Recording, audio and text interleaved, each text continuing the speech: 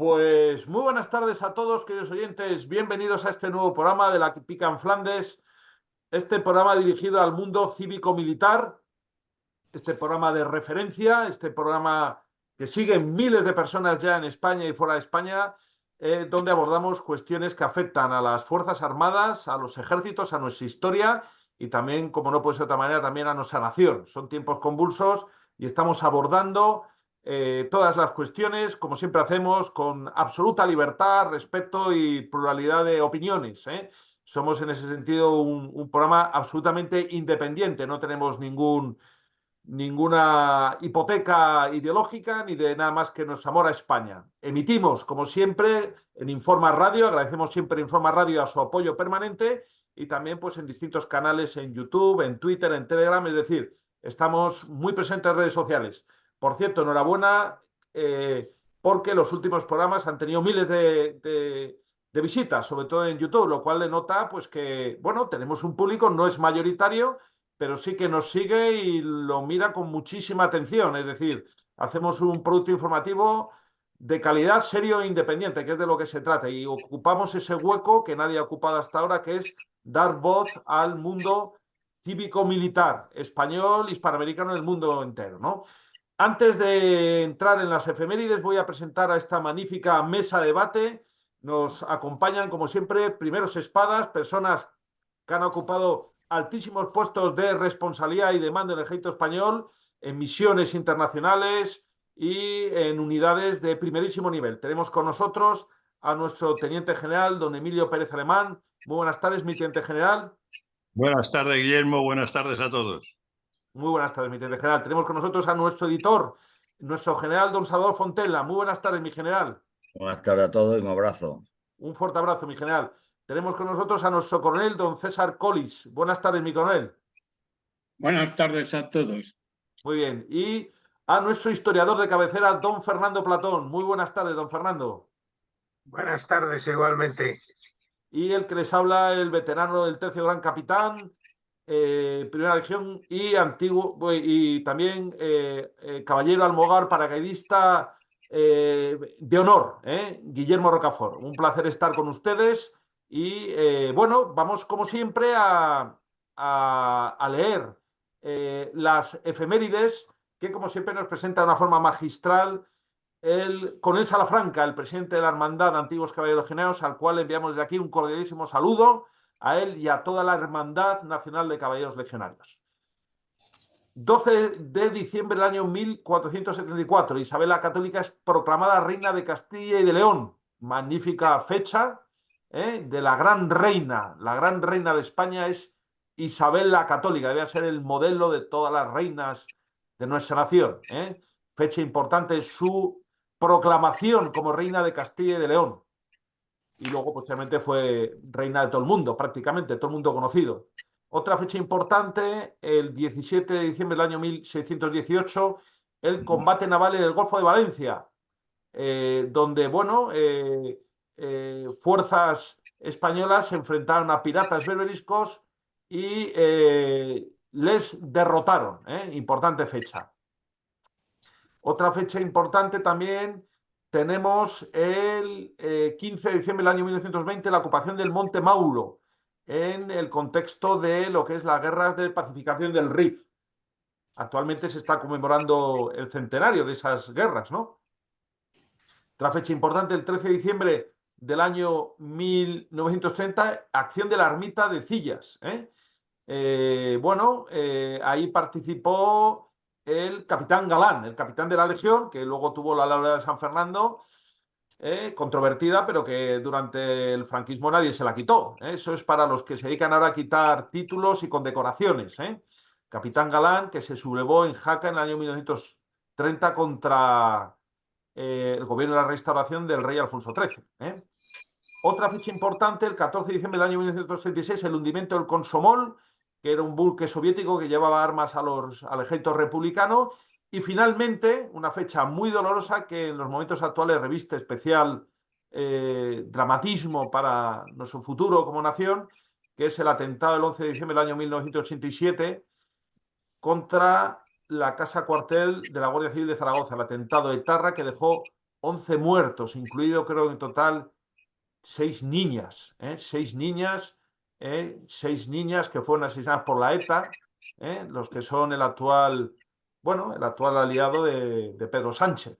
Es verdaderamente dramático, pero es así. O sea, los que asesinaron a menores y a niñas son ahora los que deciden el destino de nuestra nación. Pero bueno, en fin, vivimos una época muy convulsa, pero nosotros, como nos debemos en este caso, a la Guardia Civil y a sus niñas fallecidas, rememoramos con gran tristeza y gran pesar esta fecha que sin duda pues, no la vamos a olvidar jamás, aunque no aparezca en los libros de historia del Ministerio de Cultura y Educación, pero nosotros seguiremos recordando y homenajeando a esos 11 muertos y 36 heridos. Dicho lo cual, vamos a entrar ya en un tema sustancioso, como es la cuestión de la guerra en la Franja de Gaza. Saben, queridos oyentes, que hemos estado haciendo un relato desde distintos puntos de vista, y yo creo que ha sido el más completo y el más profundo que se ha hecho en medios de comunicación en España, por parte de los que saben de la guerra, que son los militares españoles, ¿no? No los paniaguados ni los todólogos que abundan en los platós de las televisiones generalistas. Hay programas que son una excepción, ¿no? Pero la mayoría son, pues eso, de gente que no conoce. Entonces, voy a hacer rápidamente la palabra al coronel Collins para que nos ponga un poco en situación de cómo está ese terrible conflicto que sacude la paz local y la paz internacional. Adelante, mi coronel, por favor. La guerra de Gaza pues ha tomado una modalidad que en principio yo no me esperaba. El ataque con fuerzas acorazadas y de infantería a la ciudad de 2 millones de habitantes, masivamente urbanizada y horadada por túneles de mucha longitud. Ahora pienso que los israelitas no tenían otro remedio si querían exterminar a Hamás. Bueno, va a ser una guerra larga de varios meses. El antecedente que hemos considerado en este programa pues es el de la ciudad de Mosul, que el ejército sirio, muy apoyado por los norteamericanos, tardó 9 meses en conquistarla al califato internacional, el ISIS. Bueno, los israelitas prevén que a ellos les va a costar unos 4 o 5 meses, porque llevan como 2 meses y dicen que les queda otros 2. Bueno, ya lo veremos. Han parcelado la ciudad en una serie de zonas, formando pues una especie de mosaico, y se proponen ir conquistando tesela a tesela el mosaico completo. Bueno, son combates con fuerzas acorazadas, cuyos elementos de combate son principalmente el carro Merkava 4, el vehículo de transporte de personal acorazado Namer o Namera, y el bulldozer Caterpillar FDI D9, llamado Dubi, que abre paso y despeja de minas el terreno a los carros de combate y a los transportes acorazados. Van dotados de sistema de protección activa contra los misiles o cohetes lanzados a más de 150 metros y con blindajes modulares y reactivos para los cohetes de corto alcance. No obstante, he visto carros de combate israelitas evacuados del campo de batalla, ninguno destruido. Todos los evacuados, que yo he visto en los vídeos que circulan por ahí, eran por haber perdido las cadenas, indudablemente por minas o por dispositivos explosivos colocados a mano por los de Hamás, aprovechando las zonas muertas alrededor del carro de combate. Bueno, pues como en la Segunda Guerra Mundial, los tapadores españoles de la División Azul contra los carros soviéticos T-34, un sistema muy antiguo.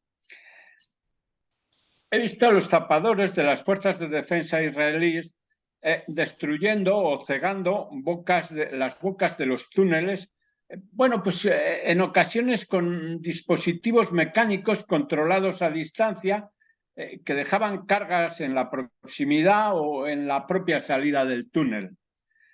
También he observado que en las casas no penetra la infantería israelí por puertas o ventanas, sino que ponen cargas explosivas en la pared y una vez que han estallado penetran por el hueco abierto.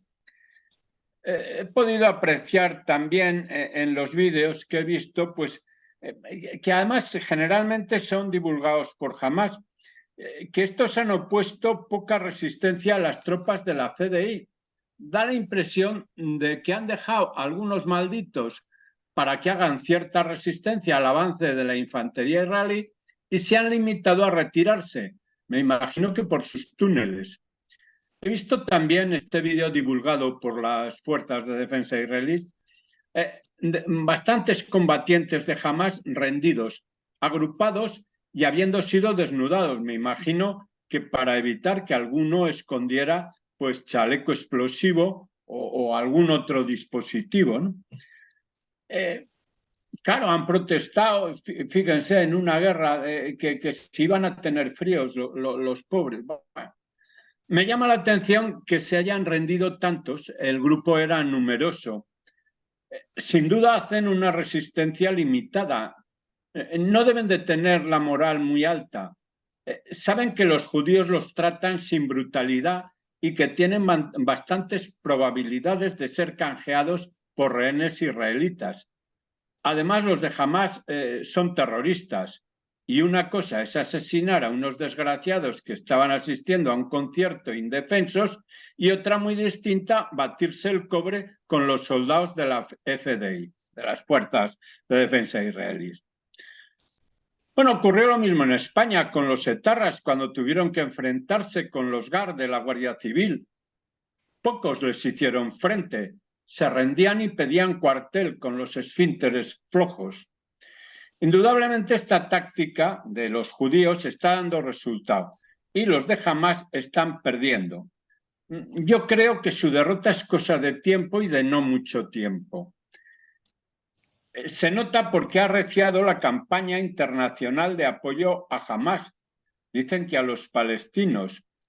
Hasta la ONU y su presidente Guterres han puesto el grito en el cielo, doliéndose de los civiles caídos, aceptando como ciertas las cifras proporcionadas por Hamás, indudablemente muy infladas, creo yo, y con una desmesurada proporción de niños. Bueno, pienso que esta ofensiva propagandística trata de detener el ataque israelí y de salvar a Hamás. ¿Y por qué las cadenas de información mundiales y la ONU están de parte de los de Hamás?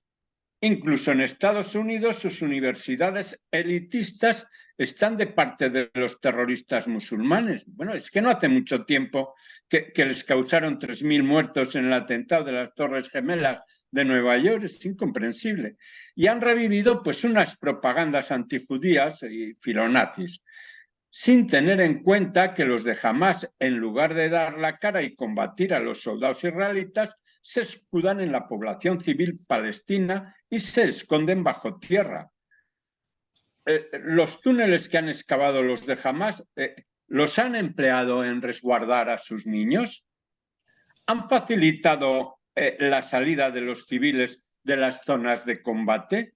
Pues no, en absoluto. Al contrario, han dificultado lo más posible la salida de la población civil. No querían dejar el campo de batalla libre de personas no combatientes porque era en su defensa. Se escudan en los desgraciados que dicen defender. Se escudan en la población civil palestina, a los que realmente lo que les conviene es la paz, porque muchos de ellos, pues en número de decenas de miles, aproximadamente, trabajan en empresas israelitas. Lo cual además suelen ocultar para no tener represalias de los de Hamás, que los consideran traidores. ¿Por qué las cadenas de información y los organismos internacionales apoyan a unos terroristas fanáticos religiosos de la peor especie?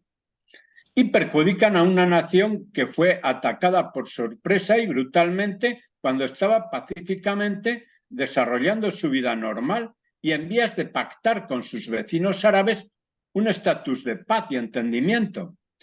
Indudablemente por el dinero que reparten los musulmanes fundamentalistas y petroleros, interesados en echar a los judíos al mar y en exterminarlos, y en que el conflicto de Oriente Próximo dure indefinidamente.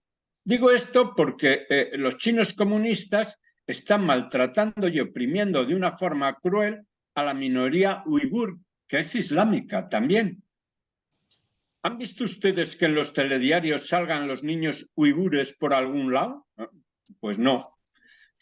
¿Han sabido que alguna universidad elitista de los Estados Unidos clame por los pobres uigures y critique acerbamente a los chinos comunistas? Pues no, en absoluto. ¿Han oído al ínclito Guterres pedir tregua en el maltrato de los uigures al gobierno chino comunista? Nada, en absoluto. ¿Han oído al presidente del gobierno Sánchez criticar a los chinos comunistas y defender a los uigures? Pues no. ¿Por qué ocurre esto? Porque los uigures son pobres de solemnidad. A nadie le interesa enfrentarse con los chinos y los pobres uigures van a ser abandonados. Apagón informativo. Nadie va a hablar de ellos. No existen sus niños. Si los maltratan, pues se fastidian.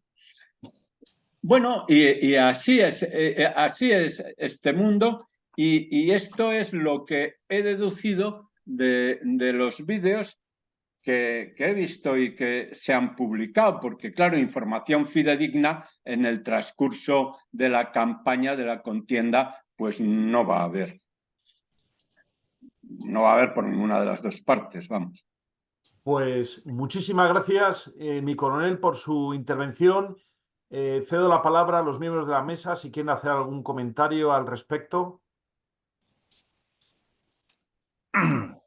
Bueno, pues indudablemente hay un movimiento mundial que tiene su finalidad y que yo desde luego no quiero analizar aquí por desconocer en profundidad lo que hay, pero no cabe duda que está claro, ya ha llegado a las instancias de Naciones Unidas el comportamiento de muchos gobernantes y sobre todo de la sociedad, que está muy manipulada por los medios de comunicación. Aquí, sin ir más lejos, yo quiero ahora hacer un recuerdo y felicitar también de paso a nuestra brigada paracaidista que acaba de regresar del Líbano, de cumplir allí sus meses de misión como dentro de FINUL, de la Fuerza de Naciones Unidas del Líbano, y que en la zona donde están desplegados, en uno de sus observatorios, están acusando a Israel de haberlo bombardeado, no respetando a las fuerzas de Naciones Unidas. Eso es lo que está saliendo en los medios de comunicación. Cuando profundizas un poco y hablas con personas que han estado por allí cercanas, pues resulta que Hezbolá pone sus asentamientos en las proximidades de los campamentos y de los lugares donde están nuestras fuerzas de Naciones Unidas, entre ellas las españolas, comprendiendo o haciendo una misión de interposición de paz allí. Ahora bien, si Hezbolá pone sus asentamientos para hostigar a la otra parte, a los israelíes, y los israelíes contestan a ese fuego que está en las inmediaciones, los orígenes, en las inmediaciones de las instalaciones de Naciones Unidas, pues claro, algún proyectil israelí pues pasa por cerca, o incluso ya tuvimos una desgracia, el cabo Soria de Córdoba, pues que murió en una acción de estas. Ahora que, como yo tengo la experiencia cuando estábamos en Bosnia, de que los musulmanes bosnios ponían los morteros al lado del hospital y cuando los bosnio-croatas contestaban tirando sobre esas piezas y estaban en las proximidades del hospital. Entonces venían las quejas de que estaban tirando al hospital. En fin, las Naciones Unidas, las unidades que están allí en interposición, pues deben tener cuidado para que eso no ocurra y evitar el posible daño colateral de una respuesta israelí sobre unidades de Naciones Unidas. Con lo cual, Lo que tiene que hacer en Naciones Unidas es no permitir que Hezbollah ponga asentamientos en esos sitios. Pero rápidamente estamos viendo la política globalista, como cuál es su objetivo, y anular la voluntad de vencer que tienen los israelitas. Como eso, pues muchos ejemplos podríamos poner y no nos tenemos que asombrar mucho, puesto que es un tema diario, que la población, luego ya en las universidades, de más élite o menos élite, o los partidos estos que tenemos aquí, pro-Palestina y demás, que no tiene nada que ver el que se sea pro-palestino con estar defendiendo a Hamas y atacando y tratando a los israelíes como si fueran ellos los asesinos. Nada más. Muchísimas gracias, mi teniente general. Cedo la palabra al general Fontella, mi general.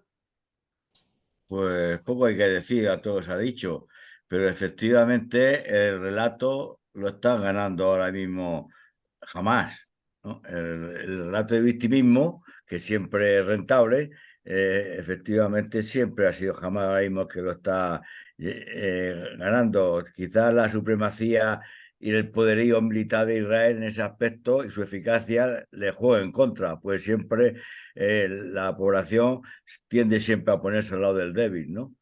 Después también no es ningún secreto que la guerrilla se ampara en la protección civil, es su razón de vivir, pues sin la protección civil no pueden vivir ni en la ciudad ni en el monte. Y también es verdad que cuando el enemigo ataca, la guerrilla se retira. Y estos que están haciendo prisioneros, pues ya los soltarán un día, ¿no? Y volverán a la andada. Y va a estar siempre ocupando Israel-Palestina sin tempore, ¿no? Pues yo creo que todo después volverá otra vez a lo suyo, nada más. Muchas gracias, mi general. Don Fernando Platón. Bueno, es curioso cómo en esta época asistimos a una especie de suicidio de Occidente y de sus valores. Es decir, estamos en un mundo en el cual se apoya a terroristas, se habla con ellos, se negocia con ellos, incluso se hace alianza, y en cambio, digamos, a lo que son, digamos, los valores tradicionales, las democracias consolidadas, se les ataca. Es decir, pensemos que Israel es la única democracia real de todo Oriente Medio. No hay ninguna otra. Es decir, en Egipto las elecciones están muy manipuladas y controladas por quien esté en el poder, y en el resto de países son casi una filfia. El único sitio donde hay una democracia real es Israel y se le ataca. Tanto que ahora en Occidente se defiende a los homosexuales, pues el único país de Oriente Medio en que no se les mata es en Israel. Bueno, con Hamás no tenían ningún futuro. Liberación de la mujer, igual. Es decir, ¿por qué se ataca a Israel? ¿Por qué estamos atacando precisamente a quien comparte nuestros valores? Es increíble, no tiene ningún sentido. Después, los temas serios, veamos qué pasó en Ucrania. En Ucrania mueren niños en la guerra, pero muy pocos, un 5%. En Gaza un 50%, niños. ¿Qué sucede? En Ucrania protegen a los niños y protegen las familias. Lo primero que hicieron fue que las mujeres y los niños salieron del país para no verse afectadas por la invasión. Parece que en Gaza los ponen delante, porque es la única forma de que haya tantas bajas así. Y no criticamos en que estén utilizando a los niños como escudos humanos. Realmente poco sentido tiene. Y ya cedo la palabra al teniente general, que creo que quería añadir algo.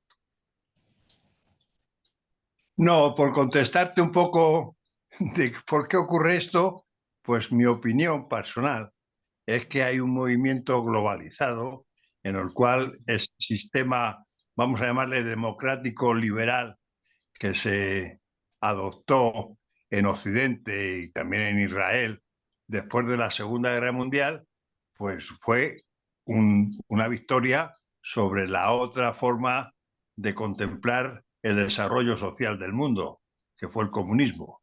Entonces, hoy día hay un movimiento con otros procedimientos que lo que se pretende es cargarse ese sistema que hemos estado viviendo y que nosotros ya con nuestra edad es lo que hemos conocido.